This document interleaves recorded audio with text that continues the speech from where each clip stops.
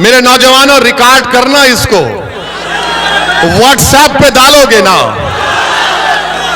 फसाद बुक पे डालोगे, फेसबुक नहीं है फसाद बुक है, ट्विटर पे डालोगे, इंस्टाग्राम पे, सब पे डालना ये बात, ओवैसी के सवालात।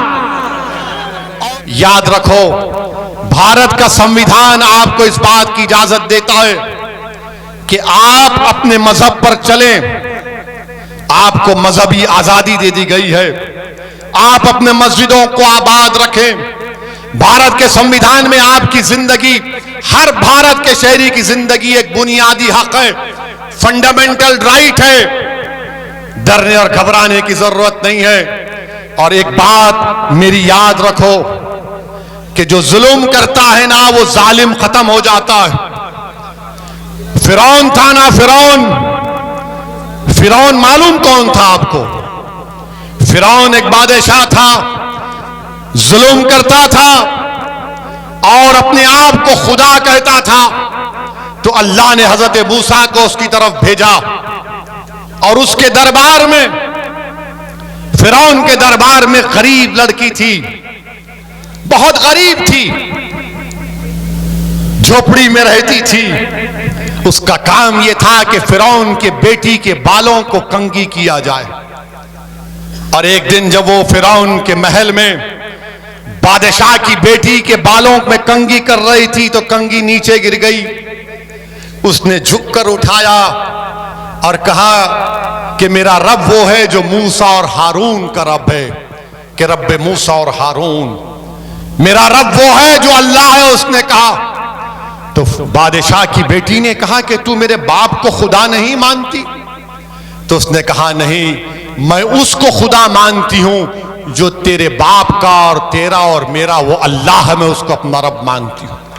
उसने जाकर अपने बाप से कहा कि एक कनीज है काम करने वाली जो मेरे बालों में कंघा करती, वो तुझको खुदा नहीं मानती।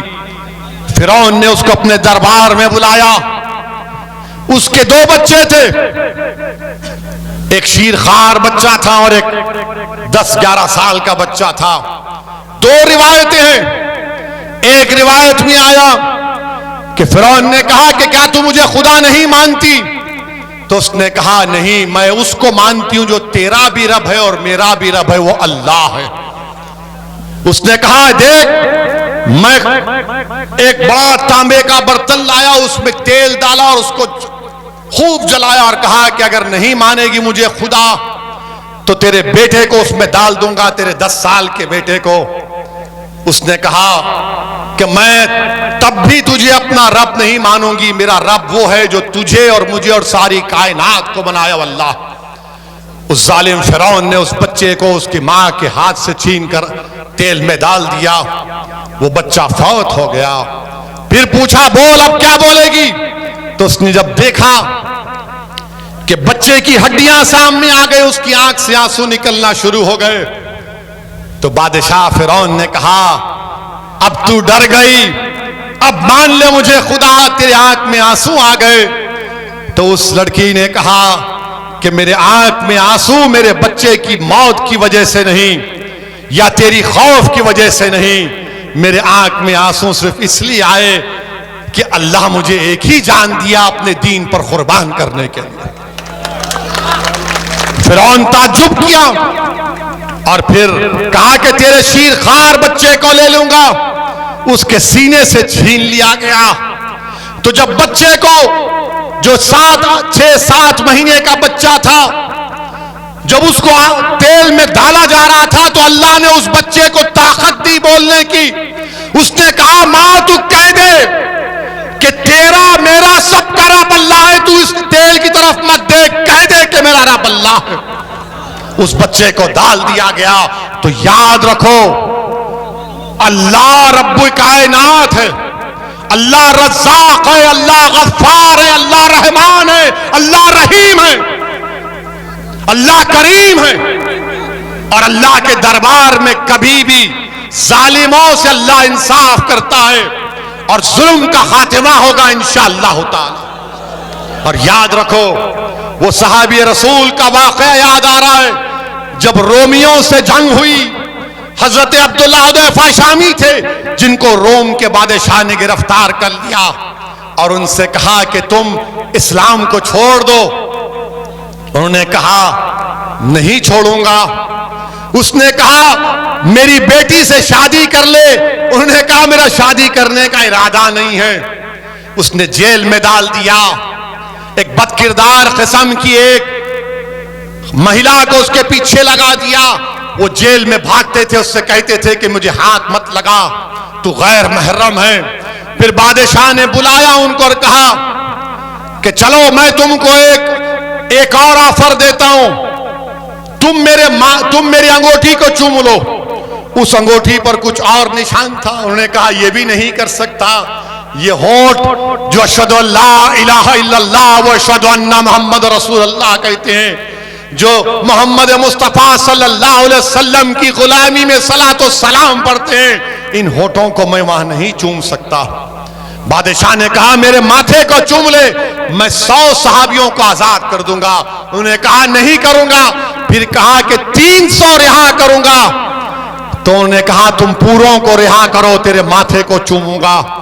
उन्होंने माथे को चूमा और जब वापस गए तो खलीफा हजरत उमर थे।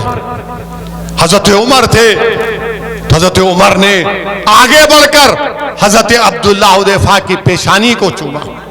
और ये वो जो फिरौन की दरबार का वाकया है, जब शबे मेराज में अल्लाह के रसूल सल्लल्लाहु अलैहि वसल्लम सफरे मेराज पर जा रहे थे तो एक पहाड़ी में आकाए दो आलम सल्लल्लाहु अलैहि वसल्लम को अच्छी खुशबू आई। तो जिब्राइल से पूछा ये कौन है? तो कहा ये वो लड़की है जिसने फिरौन के दरबार में अपनी औलाद को कुर्बान कर दिया और कहा कि तू मेरा खुदा नहीं है, अल्लाह मेरा रब है। मेरे अजीज दोस्तों और बुजुर्गों, हिम्मत और हौसले को बरकरार रखो। इन जलसों को मुनक्कद करने का या आपके दरमियान में आने का अहम पैगाम यह है कि डरने और घबराने की जरूरत नहीं है। अल्लाह हमारे लिए काफी है। हस्बुनल्लाहु व निअमल वकील, हस्बुनल्लाहु व निअमल वकील व निअमल मौला व निअमल नसीर। मेरे अजीज दोस्तों, डरने की जरूरत नहीं है। ये बीजेपी आरएसएस है, ये बेचारे हिस्ट्री नहीं मालूम इनको हिस्ट्री नहीं आती। अभी कल आरएसएस के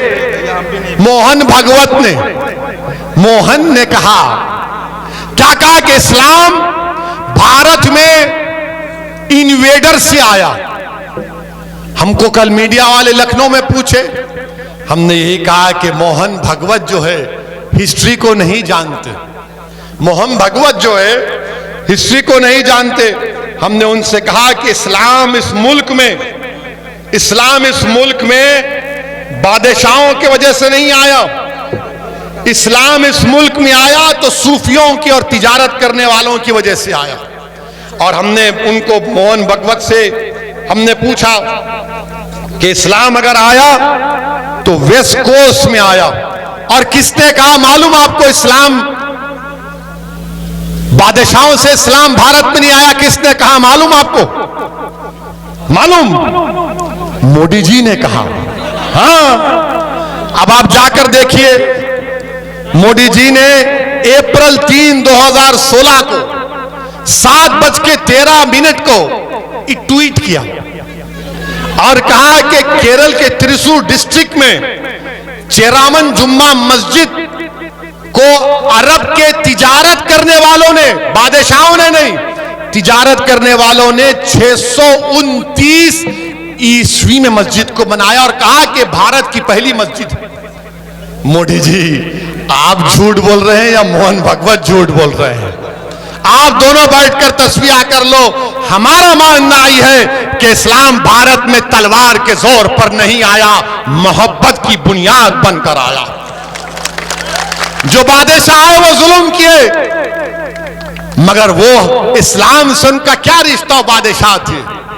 ख्वाजा गरीब नवाज आए, दीन लाए, दावत दी, मगर इन लोगों को मुसलमान देखते कि नहीं तुम भारत के नहीं हो। अब इनका जवाब और एक हमारे पास है।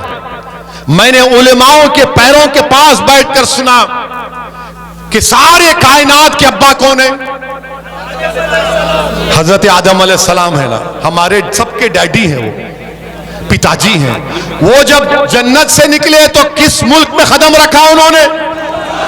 किस मुल्क में रखा? भारत में रखा। तो ये बाप की सरजमीन हुई नहीं हुई? हुई ना। तो डरना किस बात का प्यारे? डरने और घबराने की जरूरत नहीं है। हिम्मत से काम करिए। और अल्हम्दुलिल्लाह हमारे भाई अतीक जेल में है, मगर अपना खत पर पैगाम भिजाया, अपनी मोहब्बत और वाबस्तगी, और आप लोगों को ये पैगाम भी दिया कि हमको और आपको मिलकर इंशाअल्लाह ताला आने वाले विधानसभा में मजलिस इत्तेहाद और मुस्लिमीन को कामयाब और कामरान करना है।